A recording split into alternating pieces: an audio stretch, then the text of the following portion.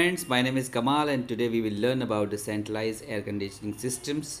So there are three main cycles consist in that: refrigeration cycle, chilled water cycles and condenser water cycles. So we will explain each and every cycles in a very simple representations, graphical representation. So let's start from the first. You can see the refrigeration cycles.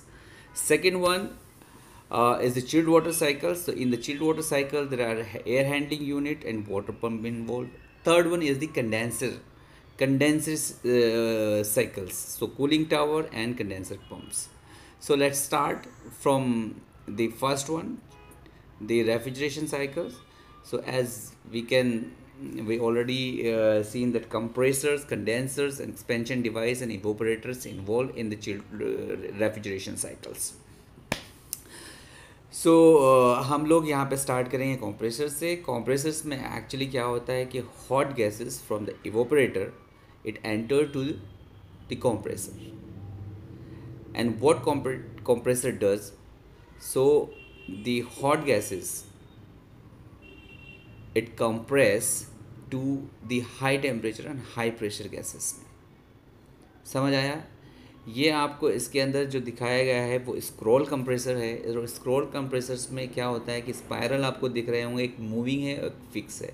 So moving और fix spiral के बीच में जो gases trap होता है वो trap होने के बाद एक साइड से एंटर होगा और दूसरी साइड से जो निकलता है वो हाई टेम्परेचर और हाई प्रेशर पे एग्जिट होता है. उसके बाद में ये गैसेस जो हैं आपकी ये जाती हैं कंडेंसर के अंदर. और कंडेंसर्स में आपको पता है कि कंडेंसर में हीट जो आपका ट्रांसफ़र होता है वो कांस्टेंट प्रेशर पे होता है, मतलब टेम्परेचर आपका उसमें चेंज नहीं होता. जब वो आपका कंडेंसर्स के अंदर गैसेस जाती हैं तो कंडेंसर से रेफ्रिजरेंट गैसेस जो है वो कन्वर्ट होती हैं आपका कंडेंस होकर के लिक्विड में. सो हीट चेंज मतलब फेस चेंज हो गया आपका. तो फेस चेंज की वजह से जो आपका लेटेंट हीट ऑफ इवोपरेशन आप उसको कह सकते हैं वो इसमें कन्वर्ट हुआ है. तो टेम्परेचर आपका उतना ही रहा. और ये जो आपका रेफ्रिजरेंट है हाई टेम्परेचर और हाई प्रेशर का, वो हाई प्रेशर में कन्वर्ट होकर के लिक्विड हो जाता है. हाई टेम्परेचर और हाई प्रेशर का लिक्विड होता है एंड देन दिस लिक्विड उसको पास कराया जाता है ड्रायर के थ्रू. सो जो फिल्टर ड्रायर होते हैं उसमें कुछ थोड़ा बहुत इम्प्योरिटीज़ जो होती है या तो आपका मॉइस्चर होगा वो अरेस्ट हो जाता है. इसके अंदर सिलिका जेल होता है जो उसको अरेस्ट कर लेता है उसमें से. फिर वो जो आपका हाई प्रेशर रेफ्रिजरेंट जो है लिक्विड रेफ्रिजरेंट्स वो पास होता है एक्सपेंशन डिवाइस, मीटरिंग डिवाइस भी कहते हैं उसको. और एक्सपेंडेंट डिवाइस का मेन काम होता है उसका जो रेफ्रिजरेंट का हाई प्रेशर है उसको लो प्रेशर में कन्वर्ट करना. तो जब भी वो एक ऑरिफिस से पास होता है बहुत कम अमाउंट ऑफ रेफ्रिजरेंट तो उसका वॉल्यूम बहुत बढ़ जाता है. जब प्रेशर डाउन होगा तो वॉल्यूम बढ़ जाएगा वो. और जब प्रेशर डाउन होता है तो रेफ्रिजरेंट का एवरी प्रेशर पे उसका अलग अलग टेम्परेचर होता है. तो बहुत कम प्रेशर पे वो बहुत कम टेम्परेचर होता है उसका.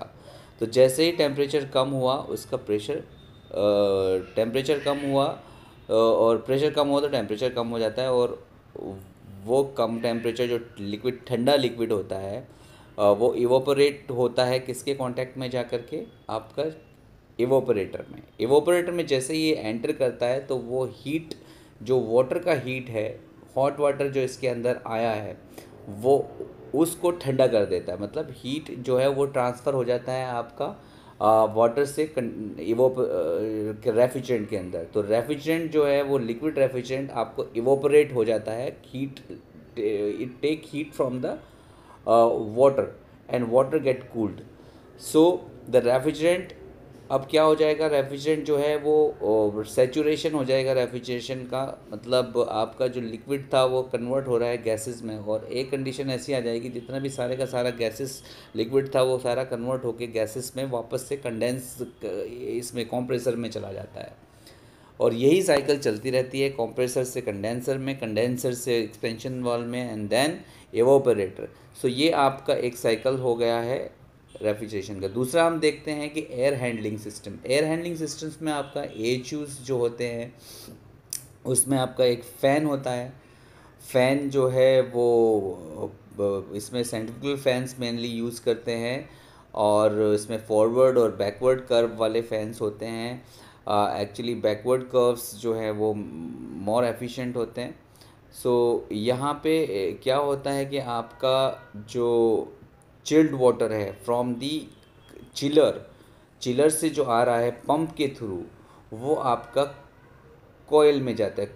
कॉइल जो है इसका कॉइल एच यू के कॉइल में जाता है और एच यू के कॉइल में जाकर के जो एयर है, जो आपका रूम से एयर आ रहा है वो फैन के थ्रू, वो आपका पास होता है इस कॉइल पे, और कॉइल के अंदर से ठंडा पानी जा रहा था तो आपका हीट एक्सचेंज होता है पानी से, आपका एयर से, गर्म हवा से ठंडे पानी में। तो पानी जो है उसकी हीट ले लेता है जो वाटर है, एंड वो एयर फिर दोबारा से ठंडा हो जाता है।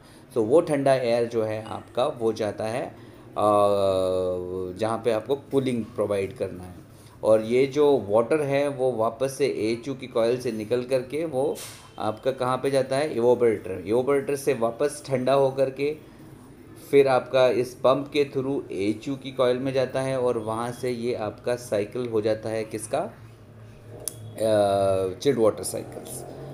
सो आपको समझ आया chilled water air handling cycles का। ये आपका एयर का साइकिल्स है। एयर में क्या होता है कि आपका देखो एच यू से आपका ये एयर जो है वो आपका जहाँ पे आपको कूलिंग रूम के अंदर गया, और हॉट एयर वहाँ से सक करके ये फ़ैन के थ्रू एच यू के अंदर आया। एच यू में से ठंडा होने के बाद में ये फिर वापस से आपका वहाँ पे डक्ट के थ्रू, ये देखिए डक्ट के थ्रू आपका सप्लाई एयर जो है वो इस ग्रिल के थ्रू, आपका जो डैम्पर्स ग्रिल्स दिखाया गया है रिटर्न एयर डक्ट के थ्रू, और ये तो यहाँ पे आपको ये सप्लाई का जो सिस्टम है, सप्लाई एयर सिस्टम समझ आ गया है। अब हम रिटर्न एयर देखते हैं। रिटर्न एयर में जो हॉट गैसेस हैं, हॉट एयर है, वो रिटर्न एयर से आके यहाँ से आती हैं, और ये है सप्लाई एयर।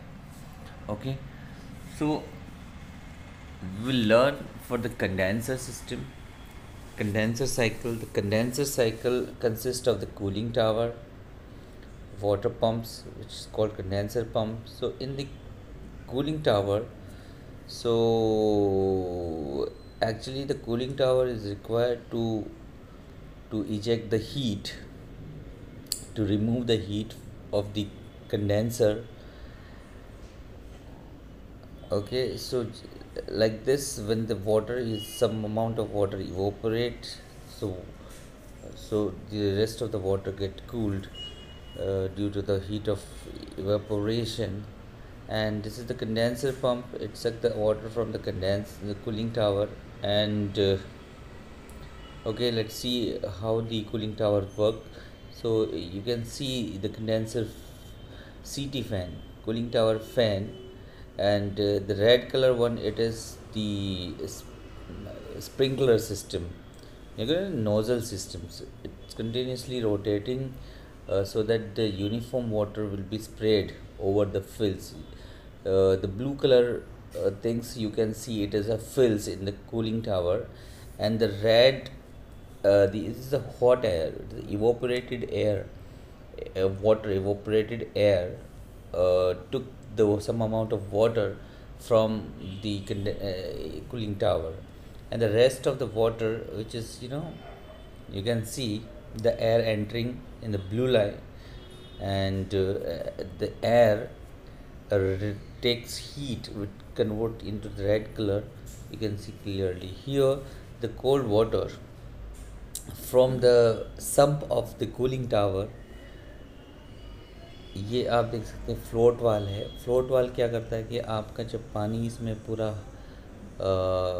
नॉर्मल हो जाता है तो फ्लोट वाल जो है वो आपका मेकअप वाटर को बंद कर देता है, और जब पानी का लेवल थोड़ा सा कूलिंग टावर में कम होता है तो फ्लोट वाल जो है उसको थोड़ा सा वाल को ओपन कर देता है, तो इससे वो उसका जो सम्प के अंदर है वो वाटर मेंटेन रहता है। अब यहाँ पे आप देख रहे हैं जो आपका स्कीमेटिक डायग्राम में दिखाया गया है,